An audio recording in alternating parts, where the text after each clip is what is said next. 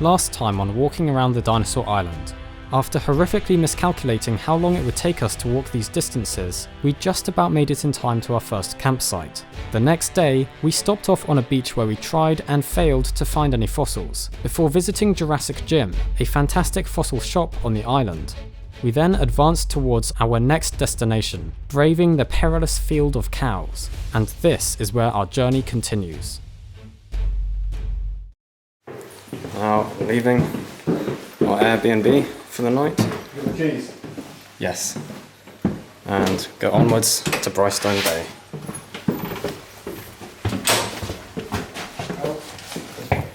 He's stuck. Come on. By now, we had come to the unfortunate realisation that this was probably going to be our longest day of walking, and given how badly the timing on the first day had gone, we weren't entirely sure that we would make it. Luckily, there was some very nice scenery along the way.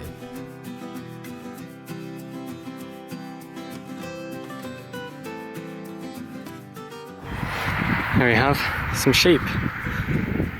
Hello. Sheep. They're not as threatening as cows. I disagree. Really? No. After a few hours of walking, we came across a very interesting sight. I decided to go over and investigate, because naturally, if I see a dinosaur, I must go closer. Well, there's some no entry signs, but some very odd looking Tyrannosauruses.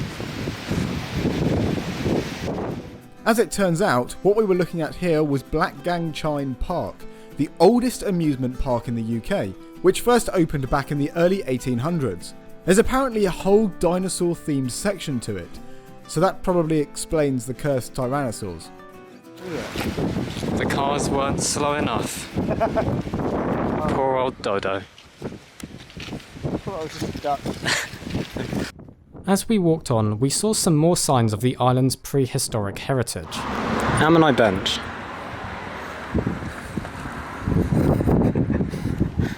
There's a dinosaur in someone's garden. Truly, the Dinosaur Island. The cliffs along the southwest coast of the island are probably my favourite part, with all their amazing colours and abundant fossils buried deep inside.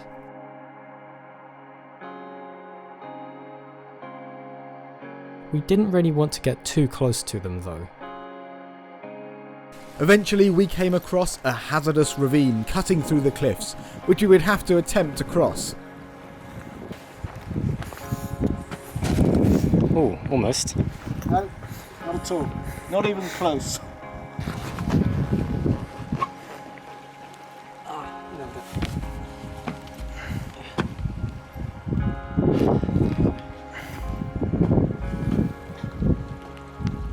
Ooh, there's strata. Oh, shut up. Let's go. How wonderful. Afterwards, it was not long until we made it to our campsite. The campsite was just above Bristone Bay, a great beach for finding Cretaceous age fossils of dinosaur bones, fish, crocodile and turtle remains. So we decided to head down and try our luck. So after settling into our campsite, we've come to Bristone Bay to do a little bit of fossil hunting. It's actually quite a famous area. The Barnes-High sauropod was found around here and it was featured on TV. And it's a good place to find dinosaur remains, other reptiles, find turtle shells here. So we're gonna have a look around, see what we can find.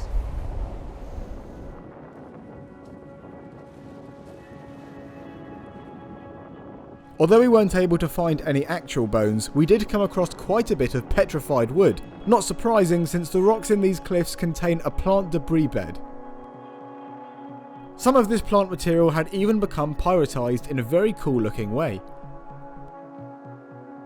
It soon got too dark to search anymore, so we made our way back up to the campsite and settled in for a very uncomfortable night in the wind and rain.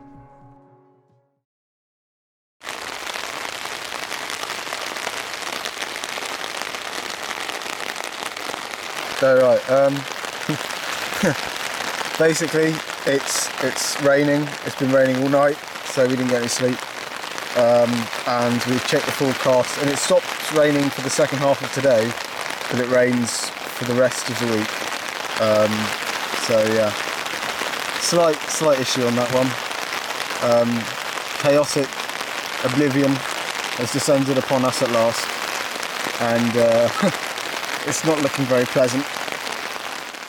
But once the weather had cleared slightly later on in the morning, we took the opportunity to have a look at some of the animals kept on the farm where we were camping. Just come to see some of the farm animals they have on the farm where we've been staying. Looks like they've got some chicks. She's sheltering them from the rain. Only a couple of them though. The rest can just die. They had all sorts of different chicken breeds here, as well as domestic turkeys and geese. But then suddenly, there was a vicious attack.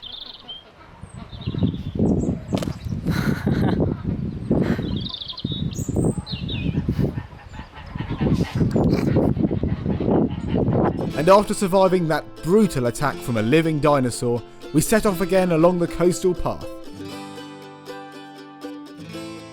The weather was certainly starting to get much more wild, but in a way, a very uncomfortable, wet and cold way, it added to the enchanting atmosphere of this stretch of coastline. After a few more hours of walking, we came to yet another of the island's great fossil hunting localities, Brook Bay. You can also find Cretaceous-aged rocks here, including dinosaur bones and more crocodile and turtle remains, so Ben attempted once again to finally find something. And, at last, I actually did. I spotted it in the shingle along the foreshore, a distinctive black coloration just like Jim had told us to look out for. I'm fairly certain that this must be fossilised bone, and the way in which it's been weathered is very interesting, producing a cross-section through it, displaying all the infilled pores inside where blood vessels would once have run through. I also found this specimen, which I'm less sure about, but it does also have many small holes in it that look like they could be the result of blood vessels. Anyway, I was very happy with those discoveries, the first time I'd actually found any fossils on the island. And so, the adventure continued. To get to our next stop, which was now an Airbnb instead of a campsite since the weather looked as though it was going to get much worse in the next few days, we were going to have to walk up the side of a rather irritatingly steep chalk cliff. Still, at least the views were good. From this point on, we ended up not filming as much, as our objective became more to get off the island as fast as possible, but we did arrive safely at our destination for the day. The next day we had to walk another one of the biggest distances on the journey, aiming for the town of Cowes. There was much more walking along roads on this day, and at a few points it got a bit dodgy, with cars coming quite close to us. Luckily we did survive, and were rewarded with some rain. On our final day of the expedition, we departed Cowes exhausted. So we've just set off from our final sleeping place in Cowes. We're going towards a ferry that should take us across a river, and then we're moving straight to the hovercraft. It's raining, it's pouring, the old man's snoring, all of that rubbish, and there's actually thunder as well. So yeah, a dramatic end, a dramatic beginning to the final day of our stupid expedition. This really has been. Why do we do this? Why am I still doing this? But at long last, after several more hours of walking, we made it back to the hoverport at Ryde, where we had first set off from 5 days earlier. And there it is, finally, our destination. We've just effectively walked around. Do not try this at home. Okay, it wasn't a good idea, and I'm actually recording Ben's face because I'm tired. Oh god. Let's go home. Yeah.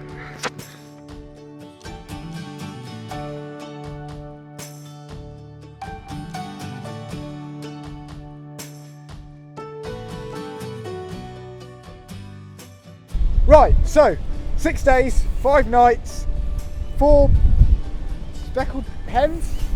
Anyway, we're done now. Yeah. I don't know why we did it. I No. don't recommend it. It was a stupid idea. I really hope this video is entertaining, because Hopefully our otherwise, suffering was worth it, Yeah. in some way. that was the thing that kept us going. We're doing it for Yeah. the fans. Definitely the most effort we've ever put into a video before, I'd say. Well, Agincourt was Physically. quite hard. Not as hard as this. Well, okay, physically. Physically, No, I'll give you physically. physically. Yeah.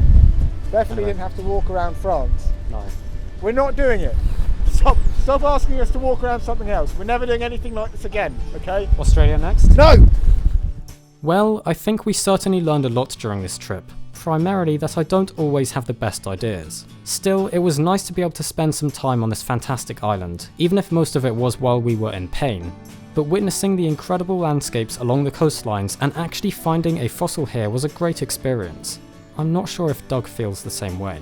But anyway, I would certainly recommend to anyone that you visit this place if you have the chance. It really is clear why they call it the Dinosaur Island, with all the amazing finds that have been made here and the brilliant museums and fossil shops you can visit.